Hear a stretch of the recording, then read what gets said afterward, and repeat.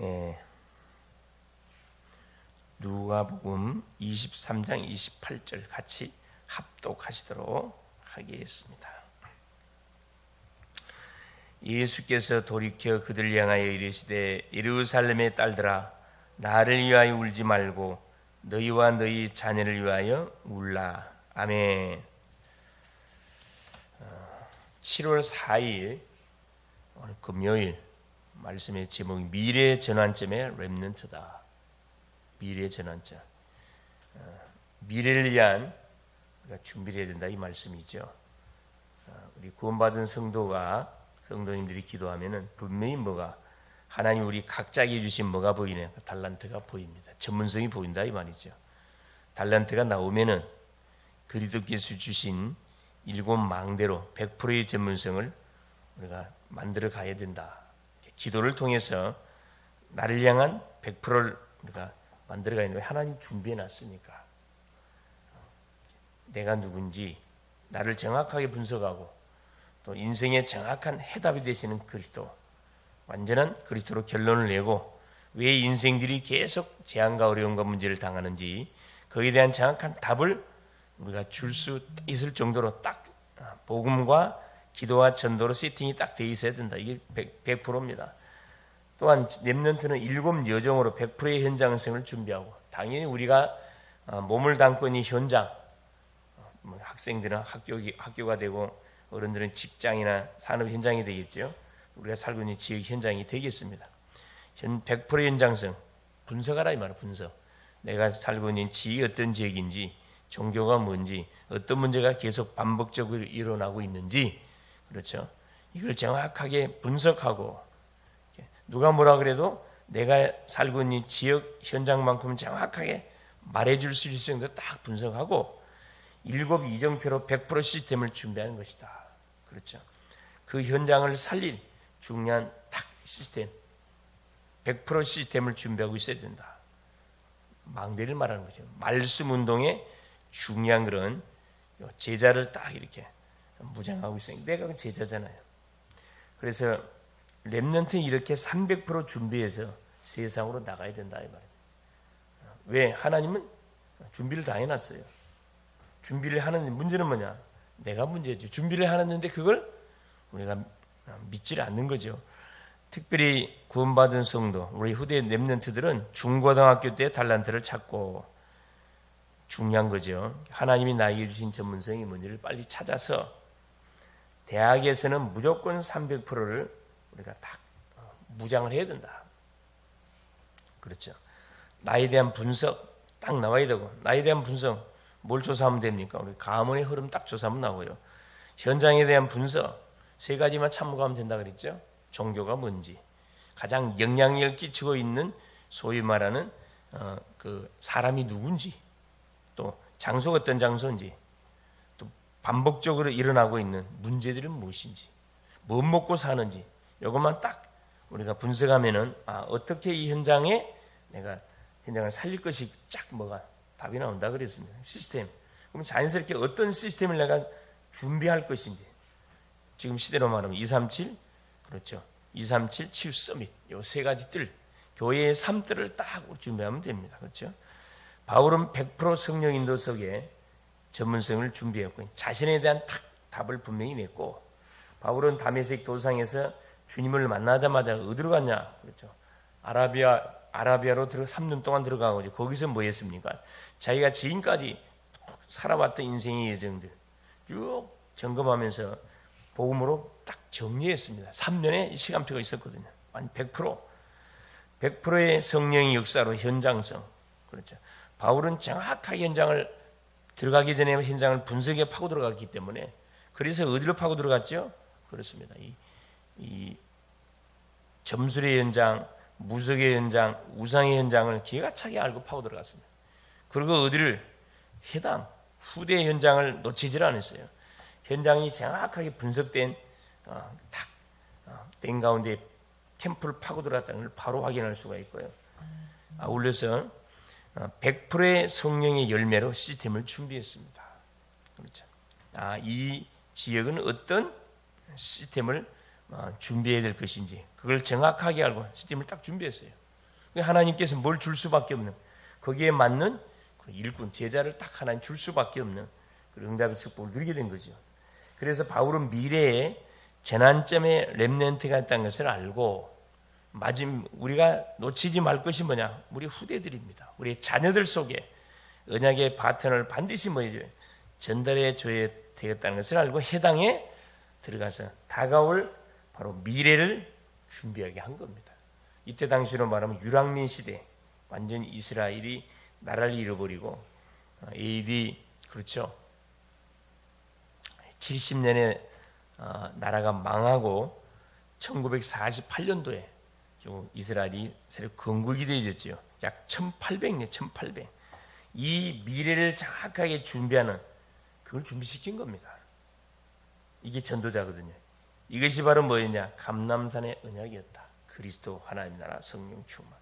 이 감람산의 언약은 갈보리 산에서 나온 것이다. 당연하죠.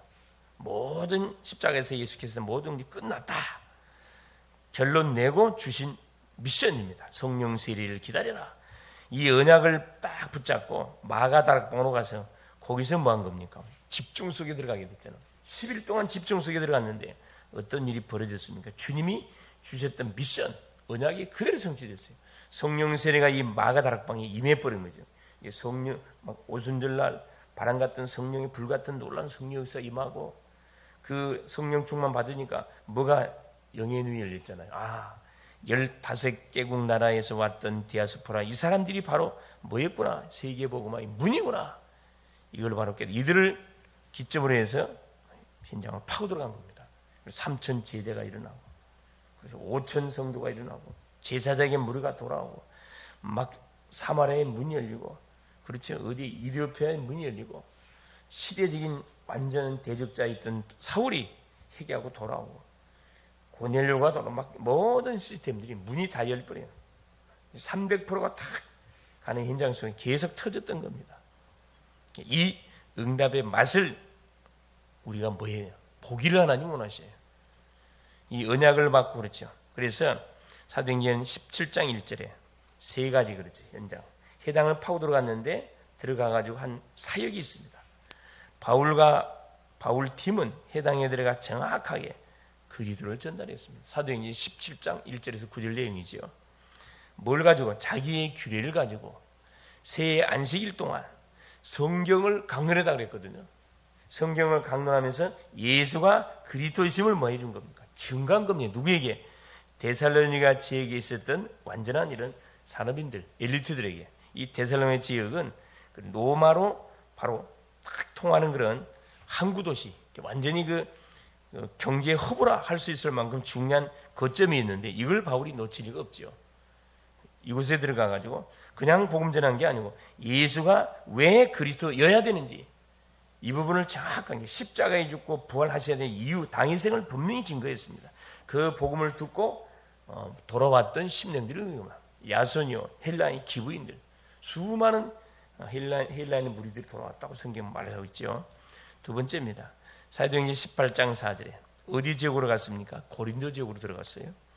고린도에서 중요한 만남이 일어났는데 시대적인 만남이죠. 바로 시대적인 전도자 바울과 시대적인 중직자 브리스가 부부의 만남이다.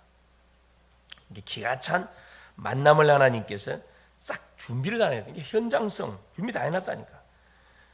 이들이 원해서 고린도 간 게 아니고 바울은 장막업이었어요. 아덴에서 복음을 전하다가 좀 실패를 했어.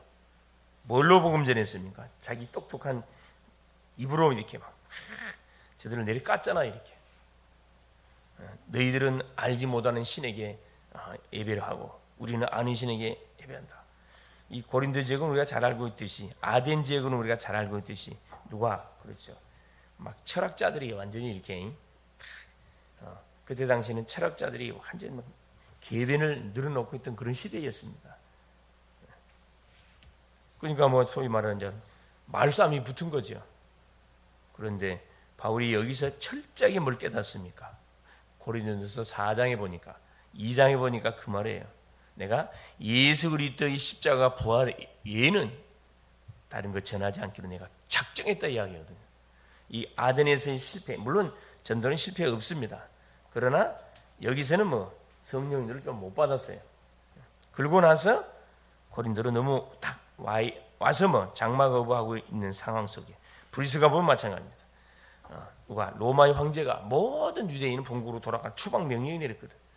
그런 바람에 하루아침에 그냥 모든 것 다 그대로 놔두고 빈털터리로 돼요. 쫓겨온 것이 고린도 지역입니다. 그러는데 이 만남이 착 이루어지잖아요. 그래서 이들은 함께 안식일마다 해당에 들어가서 바울이 안식일 평일날은 열심히 일을 하고 돈을 벌고 안식일마다 해당에 들어가서 예배와 기도를 이들에게 가르쳐 준 거죠. 정확하게 복음을 선포하고 예배가 뭔지, 예배의 중요성, 기도가 뭔지, 기도의 중요성, 시공간 초월의 역사가 기도다. 우리도 금토일 시대를 열어서 세상 나가기 전에 렘넌트들 준비시켜서 내보내야 됩니다. 이제 우리 자녀들이 자라고 자라면 다 어떻게 부모 곁을 떠나서 직장을 따라 참 나가게 돼 있어요. 하여튼 그래도 아직까지 밖에 나가기 전에 마지막 수술한다는 생각을 가지고 우리 자녀들 속에 뭘 심어야 되느냐, 이 복음을 심고 예배가 뭔지, 어떤 일이 있어도 예배 실패하지 않도록, 말씀의 흐름을 놓치지 않도록, 어디 있어도 시공간 초월의 비밀, 기도의 비밀을 놓치지 않도록 아이들에게 반드시 이건 보여줘야 돼요. 뭐 가르친다고 되는 게 아닙니다. 함께 있을 때 보여주는 게 그래서 평상시가 너무 중요하죠. 그래서 금토일 시대를 우리가 잘 뭐해야 됩니다. 활용을 해야 됩니다. 셋째, 사도행전 19장 8절. 바울은 에베소로 가서 석 달 동안 해당해서 하나님 나라에 대해 담대히 뭐합니까? 설명했습니다. 증거했다 이 말입니다. 바울은 감람산 현장에 없었지만 감람산 언약을 가장 잘 깨달았다 이 말이에요. 그래서 중요한 미래를 가진 렘넌트들에게 확실하게 우리 주님이 전달한 거죠. 뭘 전달한 겁니까? 하나님의 나라. 우리가 뭐 할 때, 모여서 예배할 때 어떤 일이 벌어지는지, 기도할 때, 전도할 때 어떤 일이 벌어지는지, 그렇죠. 하나님의 나라가 임하고 사단은 날 꺾이죠. 하나님의 나라 일이 이루어진다 이 말이에요. 말씀이 성취가 되고 응답이 누려지고 전도가 되고 제자가 계속 세워지는, 그래서 빼앗겼던 모든 현장을 되찾는 그런 놀라운 영적 역사들이 난다 이 말씀이거든요. 그래서 중요한 미래를 가진 렘넌트 우리 자녀들에게 확실하게 뭐 해야 됩니까? 그렇죠. 세 가지: 그리스도, 예배, 비밀. 그렇죠. 가는 현장에 어떤 영적 역사들이 일어나는지를 분명히 보여주고 간증해주고 이 축복을 계속 누려가도록 우리가 딱 준비시켜서 현장에 파송을 시켜야 된다 이 말입니다. 그래서 대부분의 우리 후대들, 렘넌트들, 자녀들이 영적으로는 황폐하고 기도할 수 없는 상태. 예배는 완전 뭐 뒷전이고, 그렇죠. 우선순위가 돼야 되는데 거의 거꾸로 돼가고 있죠.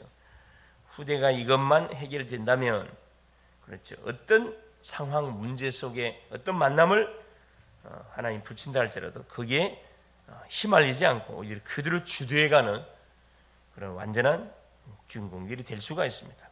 문제 만난 심령을 치유해주고, 그렇죠. 그곳에 망대를 세워서 기도 운동을 펼쳐가는, 소위 말하는 빛의 성전을 세워가는 그런 증인이 될 수가 있다. 오늘 본장 누가복음 23장 28절 보세요. 예수님이 이제 누구에 의해서, 그렇죠, 유대인들의 고발과 로마인들의 잡혀서 이제 십자가 처형을 받기 위해서 끌려가는 그런 현장이에요. 그러는 가운데 여인들, 남자들은 다 도망가 버렸어요. 여인들이 그 예수를 따라가잖아요. 따라가는 가운데 한마디로 울면서 따라가는 그 상황들입니다. 여기 이제 26절에 보세요. 누가복음 23장 26절에 그들이 예수를 끌고 갈 때 시몬이라는 구레네 사람이 시골에서 올라오는 것을 붙들어 그에게 십자가를 지워 예수를 따르게 하더라. 또 백성과 및 그를 위하여 가슴을 치며 슬피 우는 여자의 큰 무리가 따라오는지라. 그 여인들을 향해서, 이 사람들은 기도하는 사람들이잖아요. 그러니까 예수께서 소위 말하는 미션을 준 거지. 28절입니다. 예수께서 돌이켜 그들을 향하여 이르시되 예루살렘의 딸들아. 그런데 여인들은 기도하는 사람들이잖아요. 기도하는 사람들. 나를 위하여 울지 말고 너희와 너희 자녀를 위하여서 울라. 보라, 날이 이르면 사람이 말하기를 잉태하지 못하는 이와 해단하지 못하는 배와 먹이지 못한 젖이 복이 있다 하리라. 그렇죠. 때가 이르면 앞으로 이제 엄청난 그런 재앙이 들이닥치게 될 건데, 그걸 대비해서 말하는 너희 자녀를 위해서, 너희 후대를 위해서 우리라는 것을 미션을 준 겁니다. 그래서 우리가 누굴 위해서 우려야 되느냐, 그렇죠. 조금 억울한 것 때문에 울고 돈 없는 것 때문에 울고 아프다고 울고 문제 때문에, 그게 문제가 아니고 정말 우리의 자녀들 놓고 후대를 놓고 정말 기도해야 됩니다. 237 치유 서밋, 이 뜰을 분명히 어떻게 해요? 계속 그리고 세워서 구체적으로 뭐 해가야 됩니까? 3.1조로 팀을 구성해가지고 본격적으로 기도부터 해야 되거든. 기도하면 거기에 맞는 분명한 뭐가 일꾼들 안에 보내주셔요. 이건 틀림없는 사실이에요. 그래서 하나님 우리 자신에게 먼저 우리 자녀들을 우리에게 붙여줘가지고 우리 자녀를 통해서 시대의 문제가 뭔지를 보게 하고 있는 거거든요. 우리 가정에 여러 가지 문제 있잖아요. 그 문제를 통해서 시대의 문제가 어떤 문제인지, 뭘 준비하고 대비해야 할 것인지를 우리 미션으로 준 겁니다. 얼마나 감사합니까? 이게 깨달아지고, 야, 정말 뭐 해야 돼? 다 있는데 복음만 없구나. 다 있는데 뭐가 교회 안에 삶들만 없구나. 이것만 깨달아도 하나님께서는 그 교회, 그 중직자, 그 성도, 그 렘넌트 축복하게 되어 있습니다. 오늘도 이 사실을 아시고 우리에게 맡겨져 있는 오늘이라는 시간, 누굴 위해 정말 우는 우리가 되어야 되느냐? 우리의 자녀들 위해서 울고, 우리 후대들 위해서 울고, 미래를 위해 정말 울고, 교회가 여기에 방향을 맞춰서 정말 뭐에 갈 수 있도록 삶들을 든든히 세우고 하는 일에 올인하고 집중해 갈 수 있도록. 그렇죠. 그래서 뭐가 오직의 복음으로 계속 흐름을 안 타면 결국 안 된다 이 말입니다. 오직이 안 되면 계속 뺑뺑이 도는 거예요. 여기 갔다 저기 갔다 여기 갔다 저기 갔다. 그렇죠.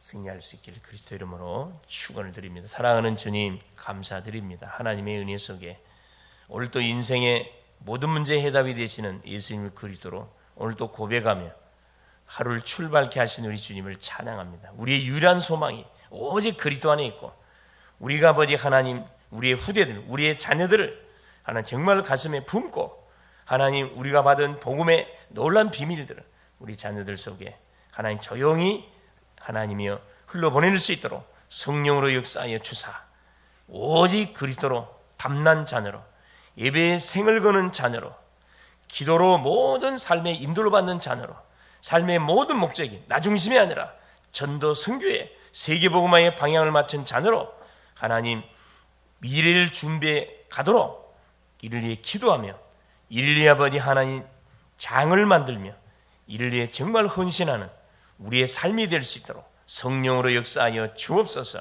이를 위해서 하나님 우리가 돈을 벌고, 이를 위해서 공부하고, 이를 위해서 미래를 계속 기획해 갈 수 있도록 우리 하나님이 은총을 베풀어 주시옵소서. 사랑하는 주님, 오늘도 우리 글로벌 제작교회 사랑하는 모든 성도님들 현장의 선교사로 파송합니다.